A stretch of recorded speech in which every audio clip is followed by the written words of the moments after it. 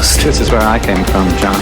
The Dharma Initiative. We're not supposed to leave. Jacob, this is John. We have to go back, Kate. If you phone her boat, every single living person on this island will be killed. This is the Lost Initiative from Sky One. We have to go back!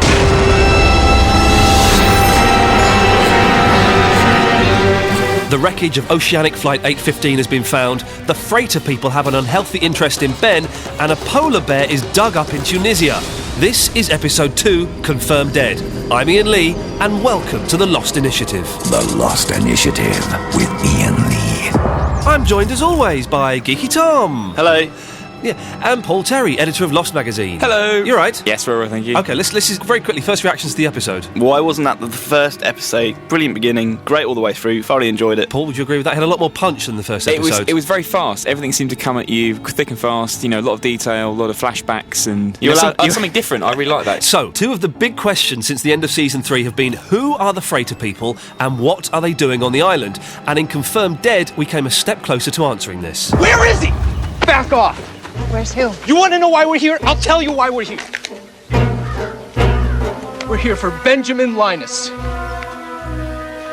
Now, where is he?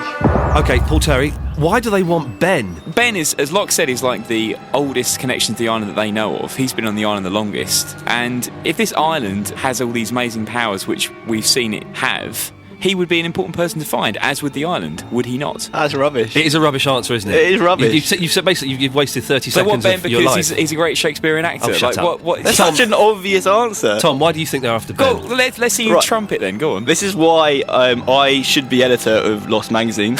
He gassed everybody in Dharma. He killed them all. And they're blatantly Dharma, aren't they, now?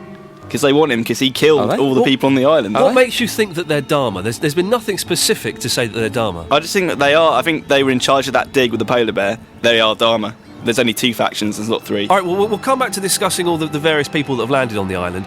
How did they get the photo of him? If he's been on the island since he was like 7 or 8 or whatever. No, but he travels off They and seem on. to wait a long time before they retaliated as well. Has Ben ever travelled off the island? I swear they do on that little submarine. We know that, but that other people do. Then why not Ben? Are you saying that he's been off the island then? That they've not snuck someone on the island? Paul Terry? I don't know, it just feels like a really sort of bombastic and not very stealthy approach to getting Ben as a retaliation, to do all of that, get the helicopters in, have that many people. It's not that slick. Whereas if they know of, the submarine toing and froing, which they would do if they're Dharma, they would have done it in a much more stealthy, kind of sinister, maybe they don't behind the shadows. How would they know about the submarine going to and from? Well, no, you're saying that they're Dharma, so yeah, wasn't it Dharma coming to and froing with the submarine? So oh yeah, God, I see what you mean. You've just heard Geeky Tom having a slight mental prolapse. I had one a couple of seasons ago as well, didn't I? All right, let's have a look at the freighter people in more detail, starting with Daniel Faraday. Now, we see him crying when he's watching news footage of the discovery of Flight 815. Is he connected with it in some way, Tom, or is he just an emotional... He said he didn't know why. They asked him, why are you crying? Well, yeah, but you say that, don't you, when you're depressed? You say that. I don't know. I think he's the one which we didn't really get a huge amount of information on with the multiple flashbacks, because, the whole kind of supernatural psychic thing of Miles and the Sahara Desert dig, the polar bear. Well, they refer to him as a nut job. As a head case, yeah. Nobody calls him a head case. But that's the only little glimpse that we got. We didn't really get anything tangible, so I think that there's more to that shot than we think there is, and there's going to be a really strong reason to why they need him for this particular mission. So he's a physicist, so they would obviously know that there's some kind of magnetic anomaly going on there, so that I think we can assume that that's why he's there. Yeah. But when he's with Jack and Kate, they find a metal box thrown out of the helicopter containing gas masks, kind of reminiscent of when the a bit troubling. The Dharma were gassed. Yeah. What do you think they're going to do? Gas them all? I don't know if that was his box. Or when he looked at it, he was like, "Is that your box?" He was like, "Oh yeah, no, of course it is." It's his box. He was just lying to them. I've worked out what it is. I've answered my own question. You're right, Tom. They are from Dharma, and they need to check to see whether they think that the island may still be contaminated from the gas attack the first time around. Yeah, that flashback we saw with Naomi about when she said this isn't really the team of people to do this covert mission. At this point, I think they're a great team. They're really fascinating characters, but there's something big truth missing that connects them to why they've been sent to do this mission. Because if they know everything about Benjamin Linus that they say they do, then they know what a kind of wily trickster that he is, surely. Now, Miles Strom, Ghostbuster extraordinaire. Now, you don't dig on any of this psychic nonsense at all, do you, Tom? But yet, he clearly did something when he went to that old lady's house. He was freaking out. Exorcised the ghost. Sitting on the bed. Yeah. What, plugged in a Hoover? Well, he did. He plugged in like some weird kind of Hoover, spoke to the ghost, found where the money was, bag of drugs. Yeah. So he's obviously got some psychic connection, but you don't like this psychic kind of storyline, do you? I don't know. I just think it could be a bit of a coincidence. You know, he probably knew where the money and the drugs was. He walked up. But what was that whole performance for? There's no one was. else in the room. What are you talking about? Oh, she could have had her ear to the door. I think you have to accept, Tom, Right. that there is something magical, fantastical, and psychical happening around that gentleman. Not But yet. you're Not prepared- accepting it yet. You're prepared to accept that it possibly, at some point in the future, there's going to be a psychic element in this story that can't be explained by science. Anything could happen, but until they say there's some magical psychic event. Let's talk about Charlotte, another posh English person, which I just can't get enough of in this programme. She goes to some weird dig in Tunisia and finds a polar bear wearing a Dharma logo with a Hydra symbol on it.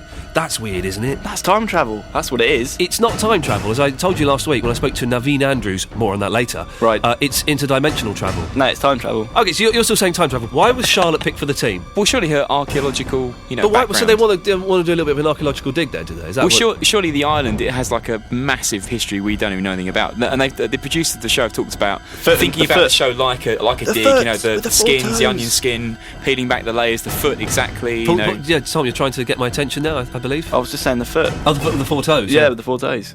So, Is that going to get revealed in this series, do you think? That surely, to me, highlights how ancient that place must be to have a massive, and it's Yeah. a broken foot. A massive foot. A massive foot denotes Gargantuan how foot. ancient something is. Well, Frank and Flight 815. Frank claims to have worked as a pilot of Oceanic, and he said he was going to be the pilot of 815. But suddenly, what went wrong? I reckon he's booze, isn't it? Yeah, booze. it's gonna be That- beefed it's up, hinted that isn't he's an it? alcoholic. Yeah, He yeah. said. He is saying that it's not Seth Norris's body.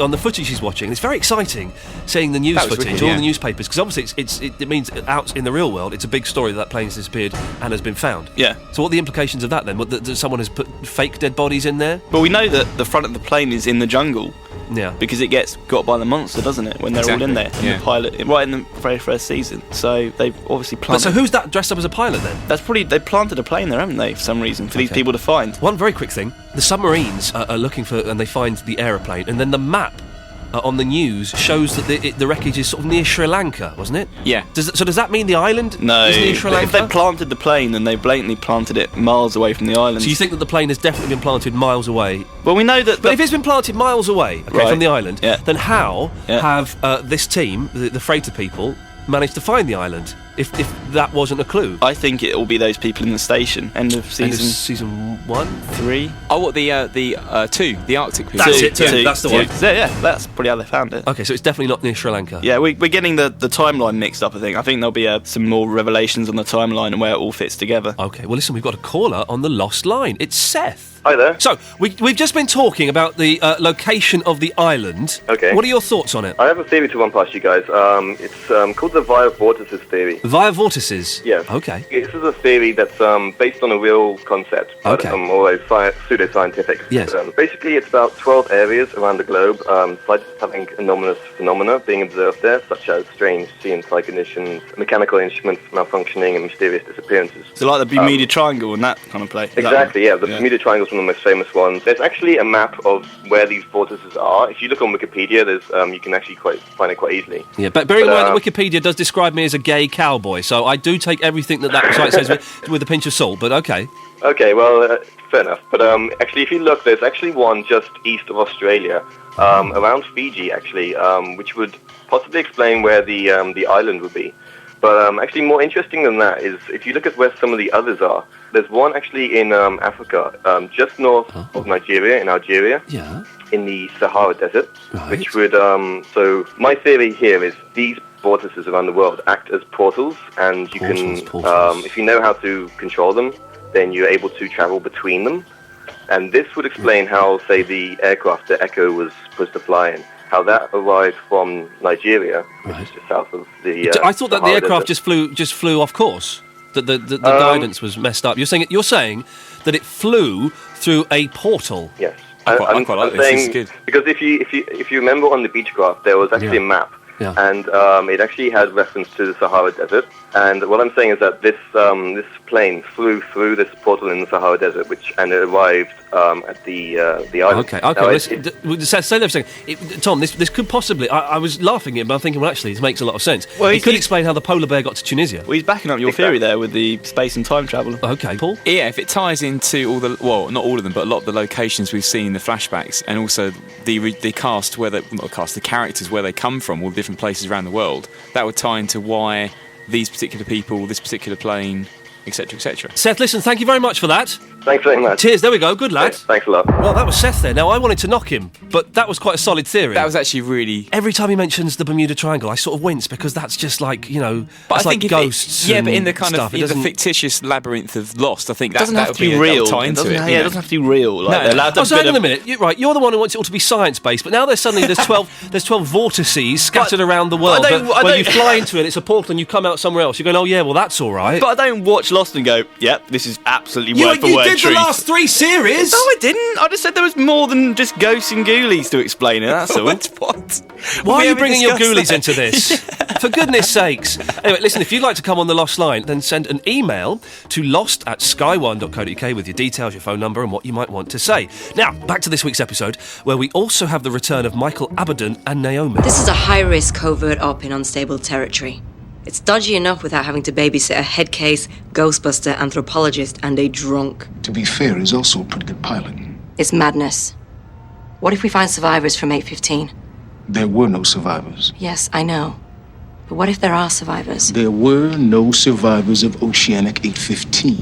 Who the hell is Abaddon? He obviously was in episode 1 where he went and hassled Hurley in the mental home. He's the new leader of Dharma, or something like that. He could be related to the old Mythos bioscience team, like, we saw Richard Alpert and all that kind of gang. He could be related to that. He's got to be connected, hasn't he, with surely, yeah. With Penny's dad, Jim Robinson. I don't think so. We've not seen him for some time, though, have we? I don't think he pops up in this series. Really? I like Jim. Yeah, I liked him as well. Yeah. But there's got to be some... A lot of these people, it's all to do with people who've got lots and lots of money, isn't it? Yeah. And the characters, the parents that we've seen with lots of money, are Son's dad and Penny's dad, which would imply to me there's some sort of connection somehow. And it's not just lots of money, it's, billions. Yeah, the buildings that they shoot their scenes in, they always look like, multi-million-dollar, when he meets that Naomi, though, it's like some kind of abandoned office. Yeah, but it looks pretty... I don't know, it looks expensive. It look big. Yeah, it looks... Yeah, to have a meeting in a massive corridor But he can't afford any furniture, though. Or just doesn't... Or maybe doesn't want it, he's like minimalist, True. But they were talking about covert operations and things. Very kind of American government... Very military terms, aren't they? Yeah, conspiracies. Militaristic. Now, maybe the American government's a faction we haven't really thought of. Maybe it's all the governments around the world. Yeah, mate, we haven't thought about the governments and their interaction in this. We've all been thinking about, businesses trying to get money out of the island. New World Order. Yeah, maybe. Abaddon is convinced that there are no survivors. Well, no, I think he's just reinforcing to her, by the way, wink wink, there are no survivors. Catch my drift. So you're saying that he's telling her to kill them if they find any? That's what I got from that scene. Yeah, totally. I didn't read it like that. No? Maybe I'm naive, I don't know. I thought he was saying that there are actually no survivors, don't worry. But you're saying kill them. Yeah, because she kept saying, but what if we do find them? You'd be a rubbish assassin, by the way. I know, I did lose my job as an assassin. I think I killed 3 people in 8 years. Excuse me. We've got an email. It's from our old friend Barry Wren. Oh, Barry. And it's about Matthew Abaddon. Hi, guys. I just wanted to let you know Matthew Abaddon is an anagram of the bad boatman. No, wait, it gets worse. What? It's an anagram of the bad boatman if you cross out the W. Right, so it's not really an anagram then, is it? Also, did you notice the way Abaddon walked out of Santa Rosa? I was confident that this may have been a manifestation of the smoke monster, much like Yemi appeared to Echo. He did seem to float through the door. No, he didn't. He opened the door. Walked through the door. He walked. Also, did you hear the whispers when Hurley found Jacob's cabin last week? From the left channel, you could hear... All right, but we have to listen to this because I don't know if this is true. He's saying, from the left channel, you could hear, "You have to believe it's me, Nikki. Shush. Did anyone say something? I said nothing. You better not say a thing or talk about Desmond. It's me." And from the right, you can hear, "I'm not going to listen to them. It's January the 7th. I see somebody. Do you recognise him?" Paul, if this is true, this is quite spooky stuff and quite exciting. Well, yeah, I mean, I found a few websites a couple of years ago who were talking about, analysing the whispers and the chatter and all that kind of stuff. That's very specific, though, very specific translation. Okay, we've got it here. We've got the 2 channels separated. We're going to listen to the left-hand channel first of all, and let's just listen carefully and see if we can make anything out.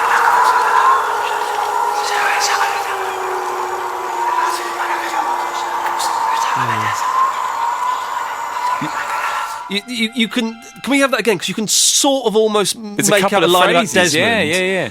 And there's something like I'm getting a bit Sarah, there's somebody goosebumpy. coming. Sarah, there's somebody coming. Desmond. Sort of. But you can sort of. Look, can we hear the right channel? Let's get the right channel up. Yeah.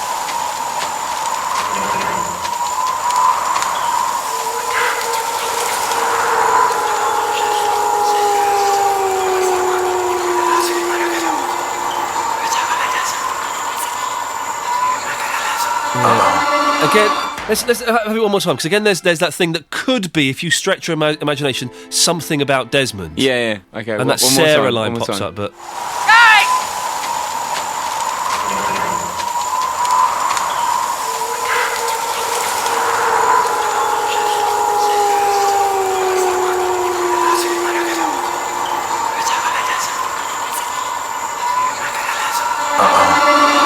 Play it again, because I did actually just hear something there. I think I heard somebody. I'm getting freaked out. I think I heard somebody say, "I think they can help us." Yeah, do it again. Did you hear that? Yeah, Oh, do it again.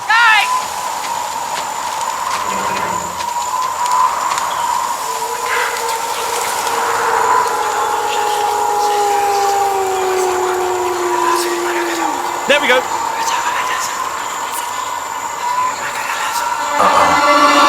I think it's somebody that can help us. Did you hear that? Yeah, did you hear that? Freaky. Because I was like being not, at a séance. It is like I wasn't buying into any of that stuff, and I don't think that what they're saying relates to what Barry Rim says in his email. But I'm convinced there was somebody. Has he saying, not got the phrase about Sarah? No, it doesn't mention Sarah. He does on his translation. No. The Sarah thing, I think, is a load of guff. It's just someone going Sarah. If it what was it Sarah, there's somebody coming. Sarah, there's somebody coming. If it is Sarah, there's somebody coming, though, we know a Sarah. That's Jack's ex-wife. Jack's ex-wife, who he was concerned had a connection with his dad. Yeah. Who we've been seeing creepily on the island. Yeah. If it is Sarah being mentioned in the whispers, that's pretty huge. If it is, but I don't think it is. And I don't think it's Desmond either being mentioned. I think it's someone just going. I thought I heard the word Desmond, actually. You did, yeah. you thought you heard it because you're exactly. expecting to. Yeah. But what I wasn't expecting to hear was them saying something along the lines of, I think it's somebody that can help us. Yeah, and I think we can definitely say it sounds like a man and a woman having a conversation. There's a male voice and a female voice really clearly. If that's what we're hearing, and we have to assume, I mean, we've heard whispers elsewhere, but we have to assume that that's coming from the shack. I keep calling it a shack, the cabin. Yeah, Jacob's cabin, hut. yeah. What does that imply to you? To me, it says that there are lots of lost, dead souls in there. Possibly everyone that's died on the island is stuck in that cabin. I like that. Yeah, it's good. Or the whole kind of interdimensional thing is kind of bleeding over voices from people trapped in different dimensions. I like that. That's pretty cool. Tom, what do you think? He's dumbstruck. He's so frightened by it. Well, if you've got something you want to point out to us that we may have missed, you can send an email to us, lost@sky1.co.uk. The Lost Initiative. Okay, so we've met Miles, Daniel, Frank and Charlotte, and we know that on the freighter there is Minkowski and another woman, but Ben, always one step ahead, knows all about them too. Your instinct was right, John.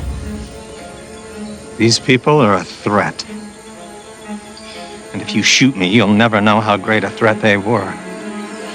Because I know what they're doing here. I know what they want. What do they want? Me, James. They want me. How do you know all this? Because I have a man on their boat. Who's his man on the boat? Ben was brilliant. Let's just say Ben was brilliant at the end of this episode when he's about to get shot, and he says, "Well, you can't get rid of me because I know who she is, I know who they are, and I've got a man on the boat." That's a special move, though. Yeah. He does that every season. He's brilliant. It's like, you're going to kill me, but I'm actually going to tell you some of the answers. But he does all that also after being beaten senseless about 8 times. He takes a good kicking. He's so good at taking a He takes a kicking. I love it. Who's the man on the boat? Is it someone? Oh, who's the fellow with the dark eyes who doesn't age? I can never remember his name. Oh, Richard Alpert. I wouldn't be surprised if it was Alpert. We've not seen Alpert for a while. No, we've not. Who was and he gets around a bit. Any of the other others? Any of the other I others? think it's somebody we haven't seen yet. You reckon? Yeah. They've got. Well, I'm not sure. On a practical note, they've got to be careful not to introduce too many characters, too many new characters. Well, because everyone kicked off last season with Nikki and kill him Raoul, off again. It's simple, isn't it? I thought she was introduced into the show and then straight out when she got shot. Old Charlotte, but then that was good. She had a jacket on her. I quite like the 2 new people. I think they've been introduced really well. The new guys, yeah. No, we've had 4 new people. 4 new people. They have been quite good, actually. Yeah, they've all been good. But we've never had a multiple flashback episode, have we? Where you see 4 different flashbacks in one episode, from different viewpoints. I don't know. You got no ideas though who Ben's man might be. I'm putting my money on Alpert. Why Alpert's Alpert? good. Yeah. If they know who Ben is, they're going to know who Alpert is, aren't they? Well, they won't know because Alpert has been there for hundreds of years on the island. But wasn't he he doesn't age? Didn't he get what's her face on the island? Juliet. Yeah. So what? Who else knows who he is? That means he comes and goes. That means he's been on the mainland, which means they must know about him.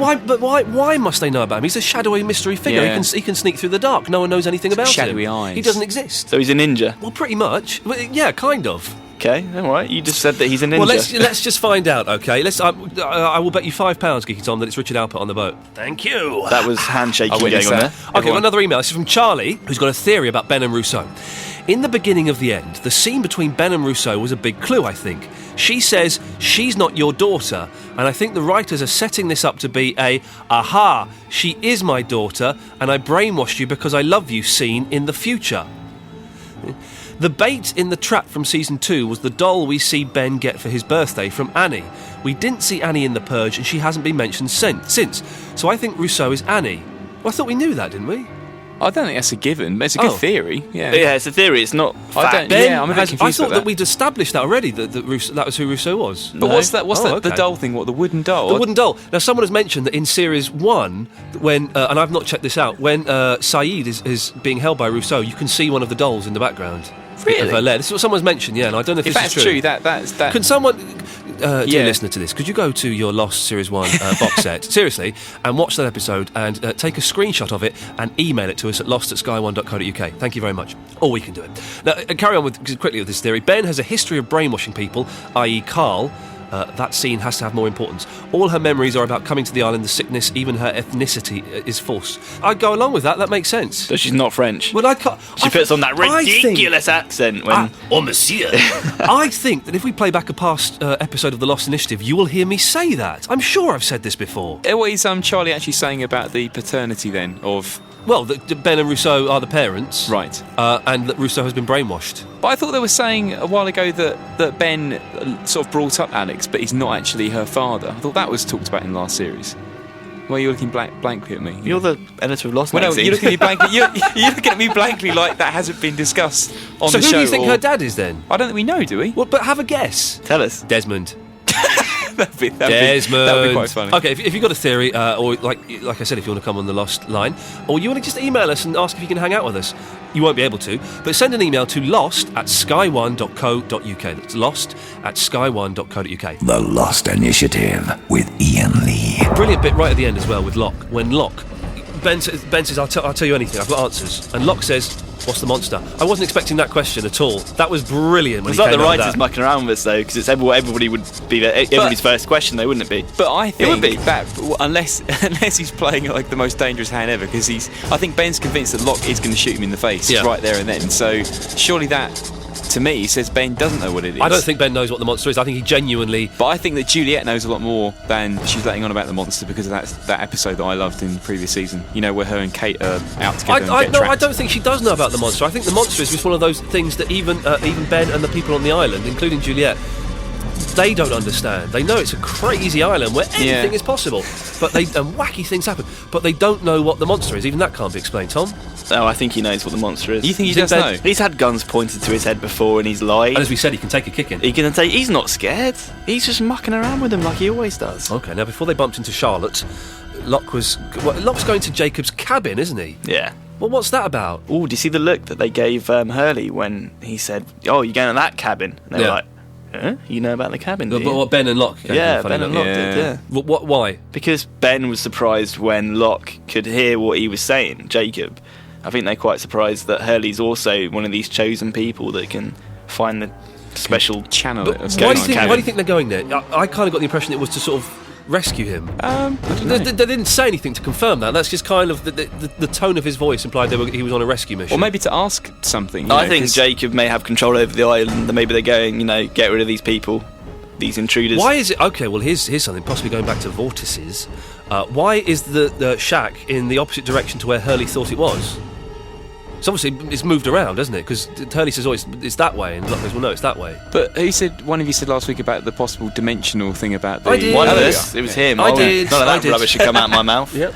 But what do you mean none of that rubbish came out of your mouth? But now you're saying, oh yeah, but the Bermuda Triangle is real, and a polar bear went through a portal and ended up in Tunisia a million years ago. Yeah. So why can't the shack be moving on the island? Because it's silly. Shacks don't move. Portals exist. Okay, season one. Legs or wheels. You see if you can take a kick in a minute. Didn't they establish the whole thing aside was with the compass that north isn't true north, the compass is all wiggy on the island? Just got all yeah. that kind of stuff. Surely denotes that there is some beyond weird dimensional spatial things. Hurley's just possibly rubbish happening. at finding stuff. That's all. What? And he was hallucinating because he was All dehydrated. the dark territory moments on the island have always had something really odd about them. So the fact that the shack's there, then it's not, and it's behind him. That's just a Can classic. I tell you the one poor line? There was a nice little joke, but it was poor in this week's episode. Do you know what it is? Not off the top of my head. I saw Walt, and he was a lot taller. Oh, for God's sake! You laughed. I saw laughed. you laugh. It was funny. But it's not. It's not comedy. I'm not watching Man About the House. I'm watching Lost. I But don't want to laugh. that's your joke. That's your running Yeah, joke. he's each taller week. because he's 15. He's gone through puberty. I know, but that's your joke. But They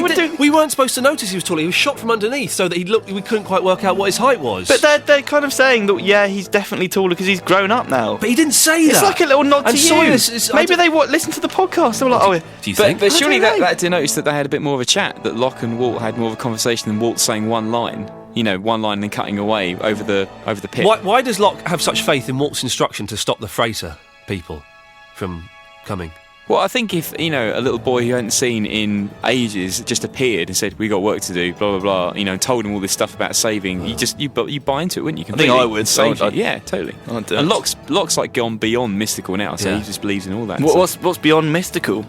I don't know. Sounds like a wicked film. Let's find Sorry, keep this up. a new term. Hey, we've got another caller on the Lost line. It's Leon. Hello, Leon. Hello, guys. How are you? I'm very well. Now, we're running out of time. What have you got for us, sir? Oh, just quickly, it's good to have an Essex girl in the episode. Yeah, it was nice, wasn't it?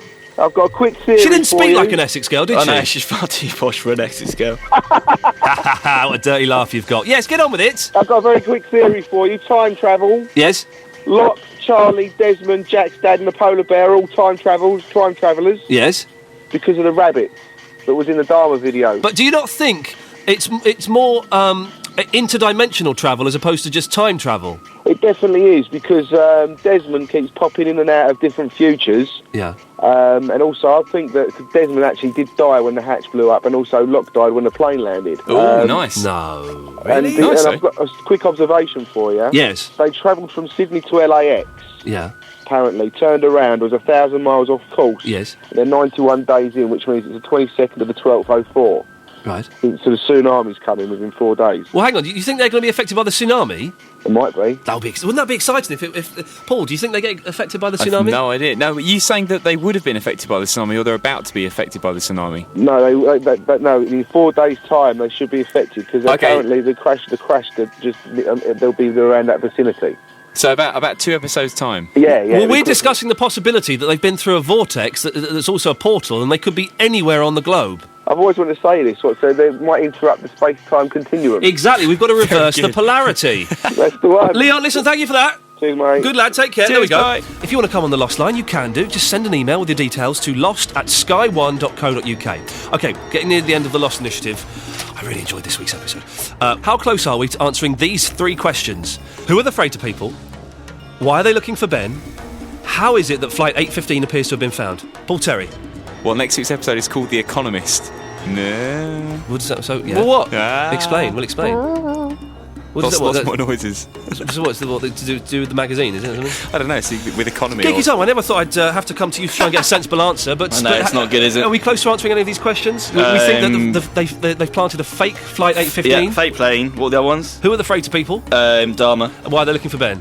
Because he killed all of them. No point in watching it, that's it. Do you reckon that they're going to use the helicopter to go back to the boat very soon? No, they're just going to look at it and smile. Oh, your smugness will be rewarded. Oh, you've made me chuckle. Thank you for that, Paul. Thank you, Tom. Next episode is on Sunday, the 17th of February at 9 p.m. As Paul says, it's called The Economist. We'll be back straight after that's been on the telly. And coming soon, my interview with Naveen Andrews will be available for download from the Sky One website. In the meantime, here's a very special message Naveen has for Geeky Tom. Find something to do with your life. Haven't you got a life? Goodness, that's... Maybe I should just quit now after that. Just leave. I'm Ian Lee. That was The Lost Initiative. All together now? Namaste. The Lost Initiative is a co-ink production for Sky One.